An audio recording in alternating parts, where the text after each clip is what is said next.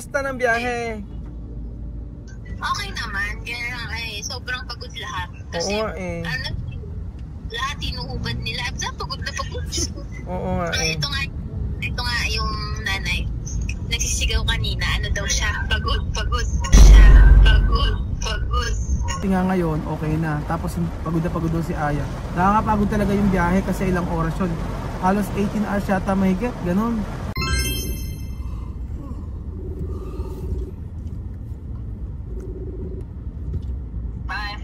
Hello. Asa Manila ako. Kumusta biyahe? Good. Asa na kayo? Sa Addis Ababa. Addis Ababa.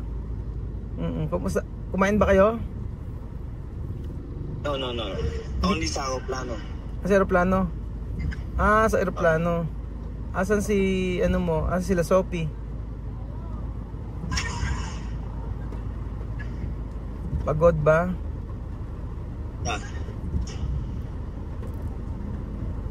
Saan?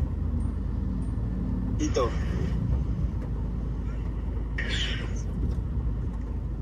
Asan si Ate Aya mo? Wala ba? Nag-aantay kayo?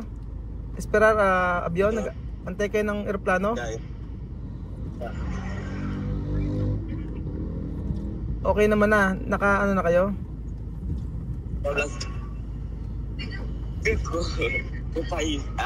Ke lugar. Bakit? Ya. Sino yan? Es francés. Es una guineana. Yes, ma'am.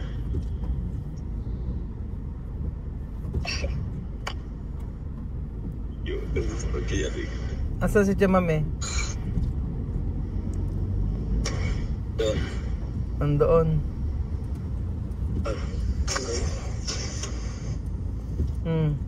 Doon. Ano yan? Nag-antay na lang kay aeroplano? Dito si Amir. Asa si Amir? Yo. Amir! Ay, sa kanyo.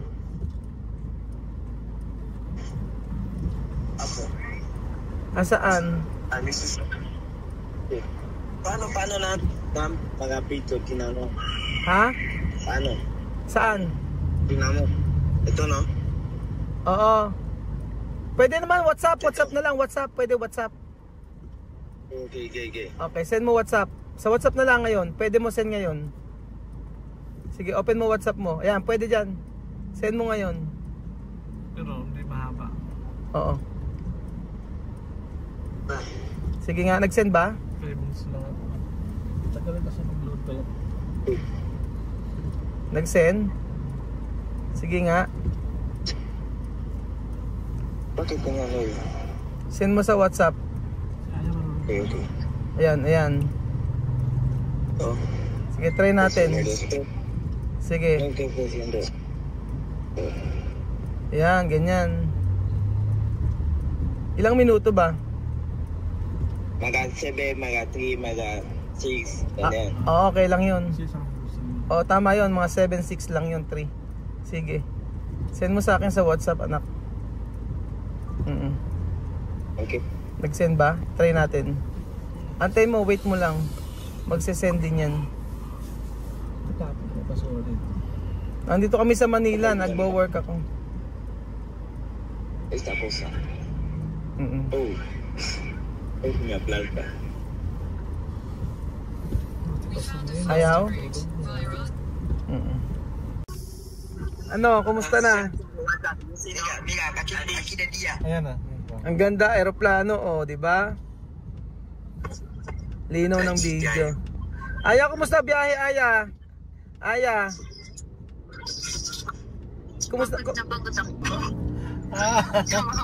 Na lang kita. Ano nangyari? Kumusta ng biyahe? Okay naman, kaya lang sobrang pagod lahat. Kasi Oo nga eh. Lahat inuubad nila.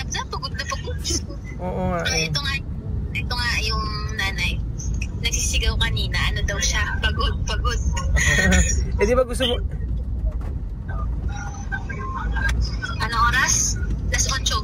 Eh gusto mo naman kasi kako umuwi, eh din natural lang talaga mapagod ka. Oo, kaya mapagod sa punta. Eh syempre magtatrabaho sa ano. Pero hindi naman kayo nahirapan na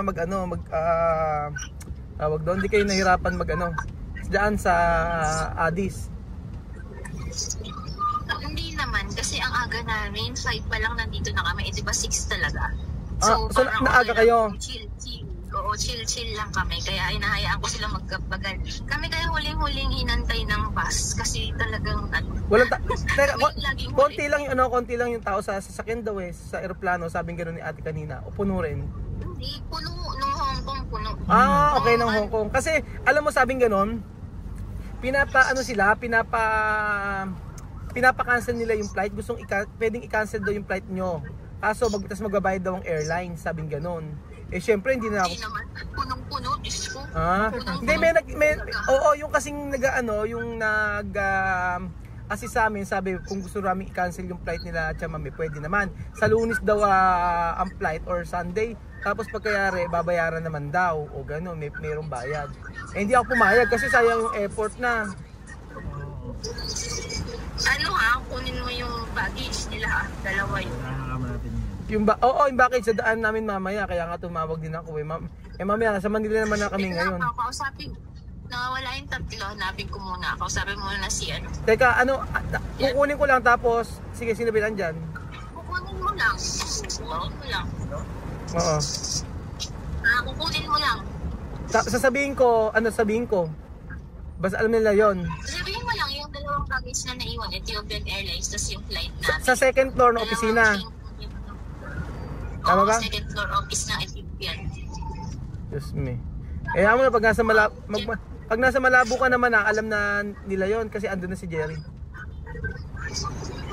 Alam na nila. Sinabi ko na rin sa kanya. Sabi ko, pag Malabo, may susundo na sa akin ka. Hindi ko na kayo matutulungan. Wala naman na daw problema. Mo na. Yung connection sa kuha niya. Oo. Sasabihin ko nga sa may ano. Saan? Dokumento sa plastic. Oo nga eh. Amir, yung mga dokumento nasa may yung dokumento. Yung residensya dito kailangan mo. Asan ba si Chamame? Kausapin ko.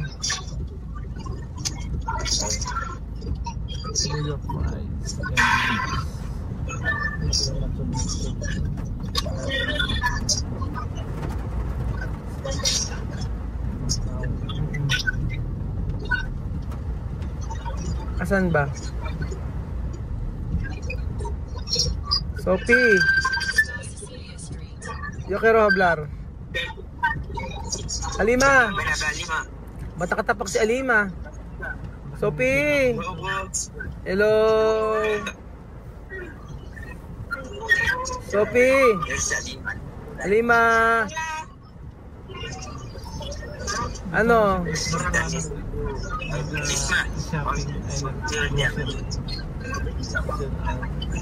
Isma. Balik ka dito. Balik. Volver aquí.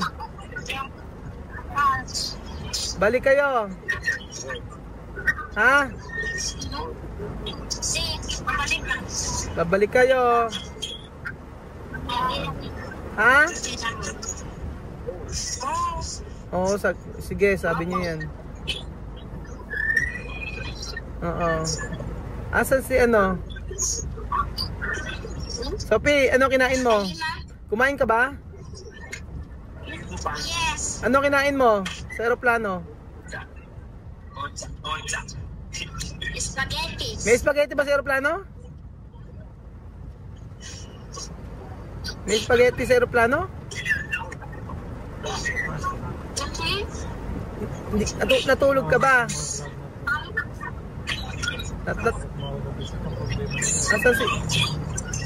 Natulog ka ba?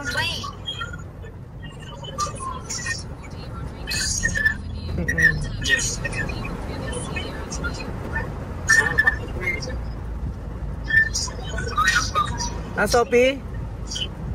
Sophie? Sabi ko, natulog ka ba? No. Bakit? Ayaw ko, matulog. Ayaw matulog. Babalik ba kayo? Balik kayo dito? Yes. Sure ka ha? Oo. Umiiyak. Umiiyak yung mga ano mo, bestie mo, umiiyak. Umiiyak yung bestie mo.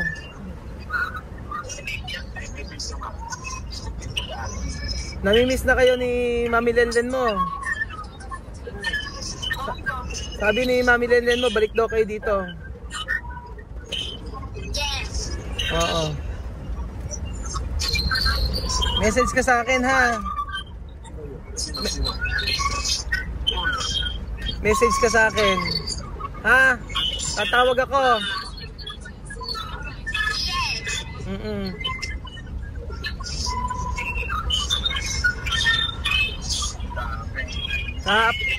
Kahapon umiiyak Ate Lenlen mo. Mami Lenlen mo umiiyak kahapon. Hanap kayo.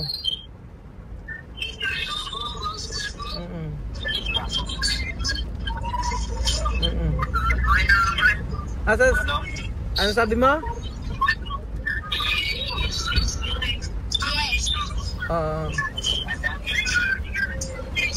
Pagod ka ba? Pagod? Sophie, pagod ka?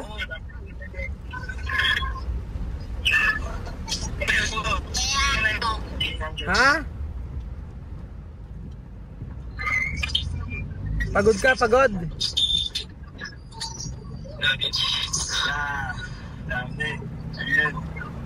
Mukha namang di kayo napagod eh, no? O sige na, babay na. Asa si Amir? Si Amir. Amir ha?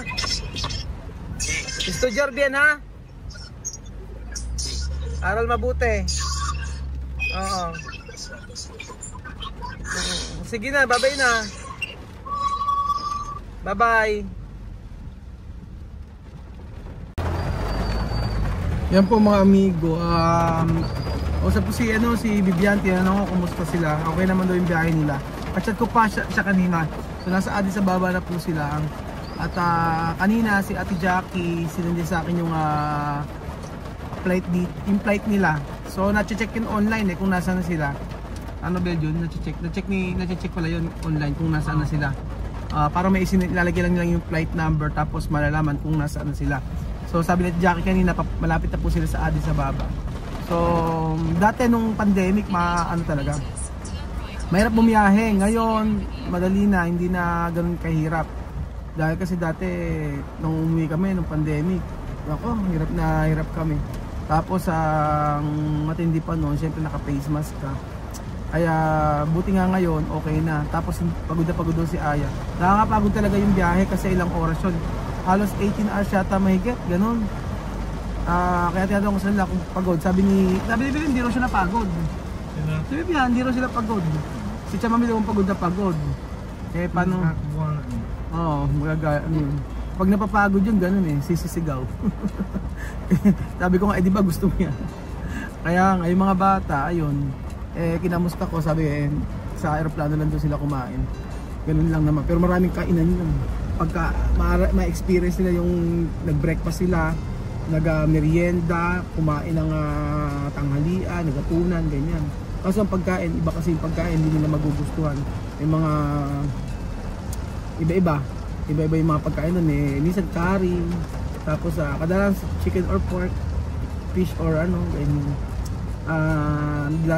Dati yung minsan dito hindi nila masyadong napili yung pagkain.